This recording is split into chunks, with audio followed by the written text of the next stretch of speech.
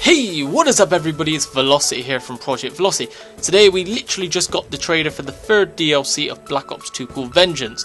So what I'm going to do is I'm going to talk about what we saw in the trailer, the 4 multiplayer maps, zombies and the new gun. The first of the multiplayer maps is called Cove. Now honestly, Cove looks like the worst map. It kind of looks very generic. It's a map that I'm pretty sure I've almost seen in Ghost Recon, Gears of War 3. It's that very, it just looks too identical to a lot of other maps I've seen. You know, you've got the ocean, you've got those little cave things, and that's about it. Fine map, but definitely the worst of the bunch for me. The second map is Detour. Now again, I wasn't overly impressed with this map. The combat pretty much consists on a bridge, mostly on top of the bridge or a part underneath the bridge, and the whole point is that action's going on underneath and on top. Again, looks okay, but I wasn't, again, amazed by it. Now the third map I actually quite like the idea of. It's set in a paintball arena, and I just kind of like that irony that you're in a paintball arena fighting with real guns. Something that I know they're not going to do, but I think it would have been awesome if you could, when you're playing on this map, you actually fire paintballs. I think that would just make the map. It's not going to happen, but I just think that would be absolutely amazing. So again, this is probably my second favourite of the multiplayer maps. Would be my favourite though if they had the idea in there.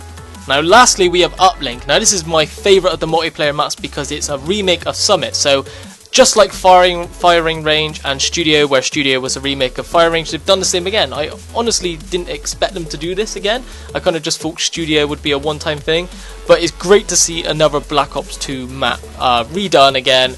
You know, better graphics, new kind of environment. I like how they haven't just updated it. They've changed the environment completely again.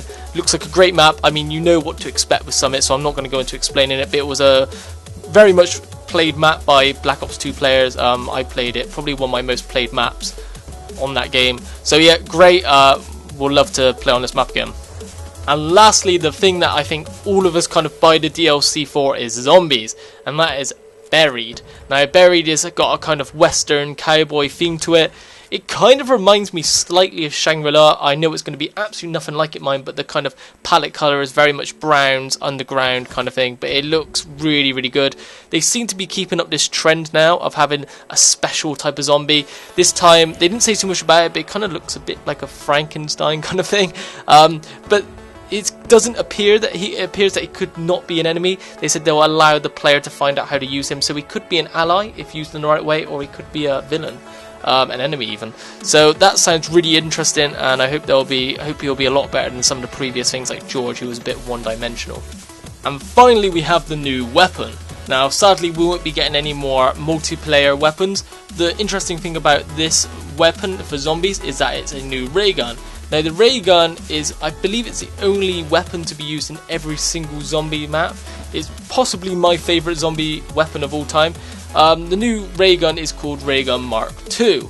It looks fairly similar. Basically it's longer, slightly more futuristic looking. In the trailer we saw they explained how it can just take out trains a lot easier. It seems to be much better than just taking out a whole group of them. I believe it's sort of faster firing, but I couldn't particularly tell too much in the trailer.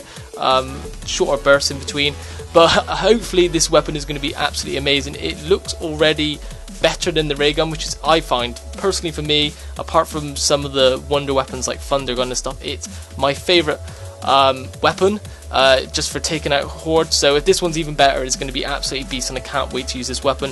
If it's slightly worse, it will kind of tarnish the name of the ray gun, but it doesn't look that way, so can't wait to use this weapon. I think it was a really good idea ultimately to make a new one, because the old one has been in there since the very start of World of War, which is like end of 2008. Anyways guys, that is all the information for now. We probably won't get any more now till the map pack comes out on July 2nd. Funny story though, I actually originally uploaded this video based on the leaked image we had yesterday. I uploaded the video, just put it public, and then realised they put out the trailer on the new map pack, so I had to delete the video and redo this whole video again. So today I've literally had to do 2 full videos, with one of them being scrapped sadly because the information was out of date as the trailer was posted up. So I've worked really hard today. This one's had to be done in about 2 hours or so. I usually spend a lot longer to get it up in the same day, so hopefully you appreciate that, and hopefully you enjoyed this video. Let me know what you think on the new map pack, and I will see you on the next video.